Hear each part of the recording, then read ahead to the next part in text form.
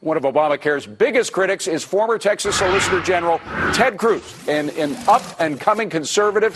He is running to replace Kay Bailey Hutchison in the Senate. Texas is one of the states challenging, by the way, the legality of Obamacare in a case that is likely to end up in the Supreme Court. Ted, good to see you. Thanks for coming in. Appreciate it. Great to be with you, David. So some people are saying the next Marco Rubio. How do you take that comment? Well, I think Marco Rubio's race in Florida was incredibly important, and I've been very encouraged by the momentum we're getting in Texas. We've been seeing enormous grassroots enthusiasm. We've been endorsed by conservative leaders all across the country, and we've raised over $1 million in just the first 10 weeks of the campaign. So it really has been encouraging. I married a Hispanic from Nicaragua. She lived under the communist Sandinista regime, and she knows the difference between free market and social. A lot of folks from Latin America do, and that's why they come here. Do you think that is a huge audience that hasn't been exploited properly by Republicans and conservatives? Well, I think that's exactly right, that when you have people that fled oppression and came here seeking freedom, you understand what the stakes are about. You understand that how easily and how quickly liberty can be taken away. Like and your dad, for example. Can you tell us the story of your dad? I am happy to. My father was born in Cuba, grew up in Cuba, fought in the Cuban Revolution, and as a teenager he was thrown in prison and tortured.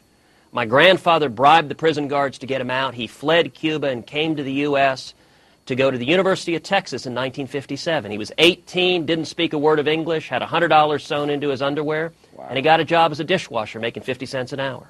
Oh, it's incredible. And how much of that experience, of his experience, has affected your life and the way you live your life?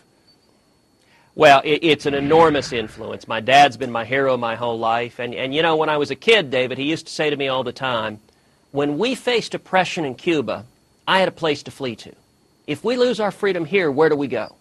And there is no question that better captures why I'm running for the U.S. Senate than that question. Now, it's interesting, folks who don't know you might not appreciate the fact you went to Princeton and Harvard, too. First of all, how is it that you weren't corrupted by Princeton and Harvard? I mean, they're such liberal institutions. How did you end up with your ideas? Well, I tell you, anytime I'm traveling in West Texas and I mention I went to Harvard Law School, I immediately have to follow it up by saying I've got a lot to apologize for. Right. But here we have, it's interesting to contrast you with President Obama. I mean, you both were Ivy guys, and yet his way of seeing the world is so very different from yours. Why do you think that is? That's exactly right. You know, President Obama was 4 years ahead of me at Harvard Law School, and his entire philosophy embraces the elite academic worldview that views government control, that views European socialism as something attractive, as a good direction for this country to go. I think that's profoundly contrary to the freedom and opportunity our nation was built upon. Do you think, though, that it was just that difference of 4 years, that maybe he was kind of still stuck with all those professors who were the radicals that decided maybe it'd be fun to teach at Harvard and influenced in the wrong way a whole group of students? Mm-hmm. Well, I think he very much bought into the prevailing wisdom. Virtually every policy of the Obama administration is conventional wisdom in the faculty lounge at Harvard Law School. That's right. And one of the real blessings I had coming in was a strong foundation coming from a family that had fled oppression and had sought freedom. You know, I was blessed to know my entire life how precious the miracle of freedom and opportunity is that we have in this country. And how does that message play in the community of Texas, where there have been some tensions between the immigrant population and the Texans have been there for generations?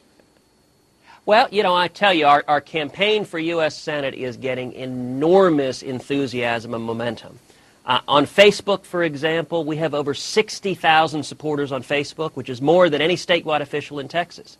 And we're seeing support from rock-ribbed conservatives. We're seeing support from the business community. We're seeing enormous support from the Republican women. I just won a big straw poll in Houston. And we're seeing support from young people and Hispanics throughout the state. Well, it's you know, we didn't even have a chance to talk about Obamacare. I have to end the interview here because we've run out of time. We've got to have you come back and talk a little bit about Obamacare because you are one of the leaders against it. Thank you for being here. Ted Cruz, who is running to replace the seat now held by Senator Kay Bailey Hutchison. Thanks for coming in. Great to be with you, David.